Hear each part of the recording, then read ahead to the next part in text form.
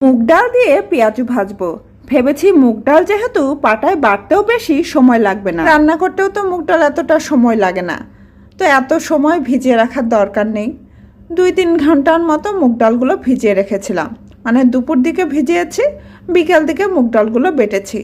তো বাটতে গিয়ে দেখি আগের দিন মুগ ডালগুলো ভিজিয়ে রাখলে ভালো হতো, আর আমার মনেই তো ছিল না এই মুগ ডালগুলো অনেক দিন আগে আনা হয়েছে।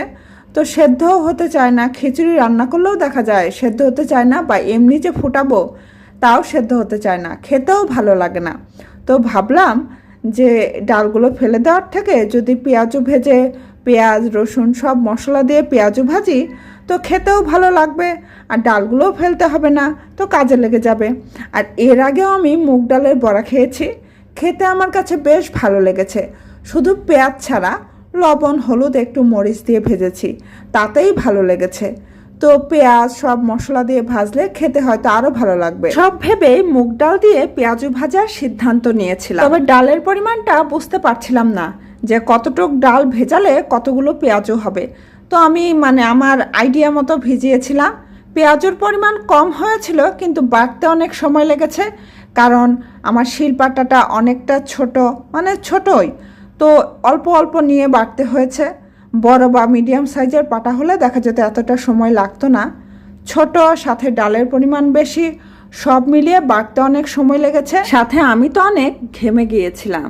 তো ডালগুলো বাটার পর দেখি সন্ধ্যা লেগে যাচ্ছে, তো সন্ধ্যা প্রদীপ দিতে হবে।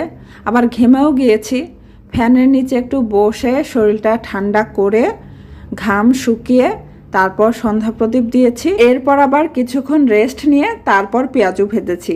এদিকে ছেলে আমাকে বলতে বলতে অস্থির করে ফেলছে, মা কখন পেঁয়াজু ভাজবে, আমি পেঁয়াজু খাবো, আমার ক্ষুধা লেগেছে।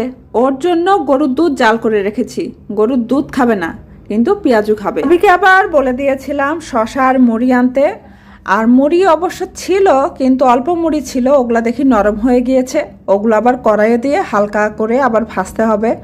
আর ভাবলাম 3 জন খাবো, তো মুড়ি এই 3 জনের হবে না, তো আনতে বলি, এগুলো আরেকদিন ভেজে খেয়ে নেব। তো হাবি মুড়ি আর শশা এনেছিল, আর দেশি মুড়ি ছিল ছোট ছোট, তো ওগুলো আবার খেতে আমার দেখা যায় দাঁতে আবার একটু কেমন যেন লাগে। তারপরেও খেয়েছি, কারণ ওই আগের মুড়িগুলো নরম হয়ে গিয়েছিল। আর পেঁয়াজগুলো তো ভেজেছি ছেলের জন্য ঝাল ছাড়া, আমাদের জন্য ঝাল দিয়ে। ছেলে বলল, মা আমারটায় শুকনো লঙ্কার গুঁড়াও দেওয়া যাবে না, কাঁচামরিচও দেওয়া যাবে না। তো ছেলের জন্য একদম ঝাল ছাড়া কয়েকটা পেঁয়াজ আগে ভেজেছি, তারপর আমাদেরগুলোতে কাঁচামরিচ শুকনো লঙ্কার গুঁড়া দিয়ে ভেজেছি। হাবি তো গরম গরম পেঁয়াজই শুধু খেয়েছে, মুড়ি দিয়ে খাবে না। আর শশা এমনি একটা রেডি করে দিয়েছিলাম ওর খাওয়ার জন্য। আর আমি পেঁয়াজু, শশা, মুড়ি, চানাচুর, পেঁয়াজ, কাঁচামরিচ, তেল, লবণ সব কিছু মিক্সড করে মুড়ি খেয়েছি। খেতে ভালোই লাগলো, তবে ডালগুলো অনেক আগের, সেজন্য ওই রকম টেস্ট পাওয়া যায়নি। ডালগুলো যদি রিসেন্ট কিনে আনা হতো, মুগ ডালের পেঁয়াজু বলেই যে খেতে ভালো লাগবে না সেটা না, ভালো লাগতো, কিন্তু ওই যে অনেক আগের, তবুও একটা জিনিস ফেলে দেওয়ার থেকে মিডিয়াম টেস্ট, সেগুলো খাওয়াই ভালো। তবে ছেলে আর হাবি পেঁয়াজুগুলো খেয়ে পেঁয়াজুর অনেক প্রশংসা করেছে।